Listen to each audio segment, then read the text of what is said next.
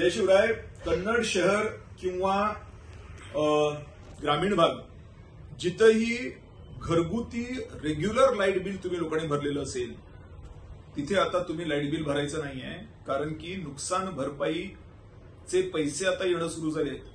Light bill regular भरून सुद्धा आपल्याला लाईट व्यवस्थित मिळत नाही आणि त्यावरती निर्णय झाला होता.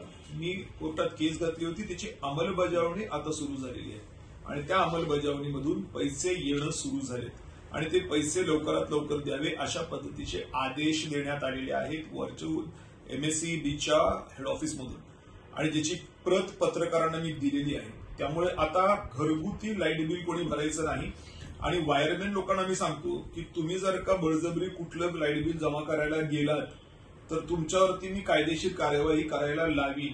का? कारण की तिथे पहिलंच पैसे लोकांना द्यावेत नुकसान भरपाईचे अशा पद्धतीचे आदेश हेड ऑफिसून आलेले आहेत.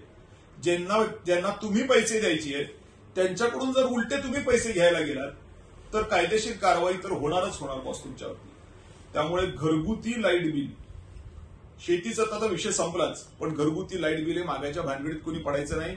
वायरमॅन ज्युनियर इंजिनियर्स मी स्पष्ट सांगतोय, कायदेशीर सांगतोय, कागद आहे हातामध्ये, असं नाहीये की वरच्यावर सांगतोय. वरिष्ठांना विचारून घ्या हेड ऑफिसून ऑर्डर काय आहे आणि त्या पद्धतीने ऑर्डर हे आहे की नुकसान भरपाई देण्यात यावी. मग नुकसान भरपाई जेव्हा देण्यात यावी त्यावर पैसे कसे उलटे मागू शकता? आमचेच पैसे तुमच्याकडे आहेत, तुम्ही कोणते आमच्याकडे पैसे मागताय?